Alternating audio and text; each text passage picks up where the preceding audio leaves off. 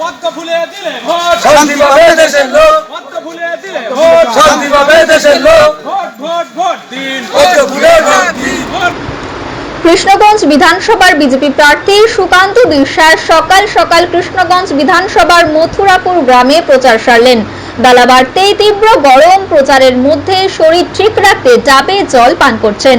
প্রচারে তিনি ভালো সাড়া পাচ্ছেন বলেই দাবি করেন। যদিও কৃষ্ণগঞ্জ বিধানসভা কেন্দ্রের এসআইআর এর ফলে বহু মতুয়া এবং হিন্দুদের নাম বাদ গিয়েছে।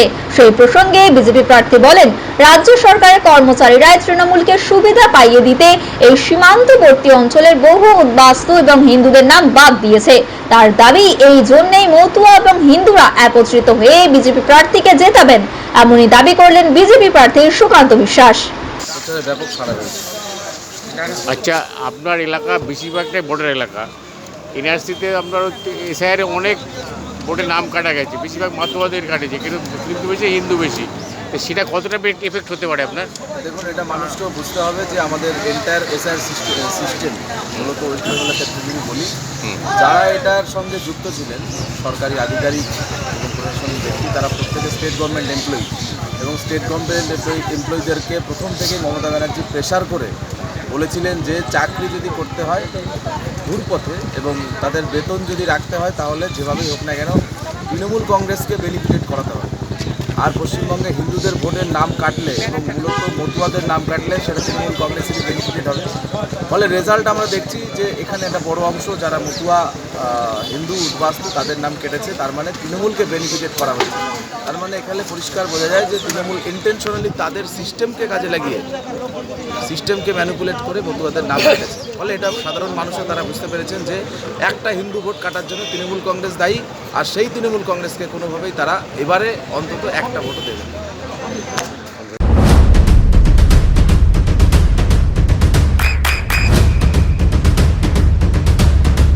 বৃষ্টিতে স্বস্তি। বৃষ্টি অ্যাকোয়া বিশুদ্ধ পানীয় জল। আপনার হচ্ছে মানে এলাকার জনগণ কতটা আপনাকে সাপোর্ট করছে এই মুহূর্তে? গতবার তো একটা ভোট আমরা জিতেছিলেন, সেটা কি ওভারটেক করতে পারবেন এবার? নিশ্চয়ই সেটা ওভারটেক করার মতন জায়গাতে আছে, তার কারণ আমাদের গতবার রাজ্যে পরিবর্তন হয়নি, আর এবারে রাজ্য পরিবর্তন হচ্ছে। আর যখনই পরিবর্তনের বিষয় থাকে তখন উৎসাহী মানুষ এবং যারা ফ্লোটিং ভোটার্স তারা পরিবর্তনের পক্ষে ভোট দেন, এবং সেক্ষেত্রে আমরা আমাদের যে পার্সেন্টেজ ভোটার আছে তার সঙ্গে যারা পরিবর্তনের জন্য যারা সাক্ষী হচ্ছেন তারা যোগ করলে সেটা ব্যাপক সংখ্যক ভোটে আমরা এখান থেকে নির্বাচিত হব। না, গরমের মধ্যে ডাবের জল খাওয়া আমার মনে হয় খুব সাইন্টিফিক, তার জন্য আমরা ডাবের জল খাচ্ছি, হাইড্রেটেড আছে। আর এমনি শরীর বেদ নিয়ে কতটা, খাবার দাবার নিয়ে কতটা চিন্তিত আপনি?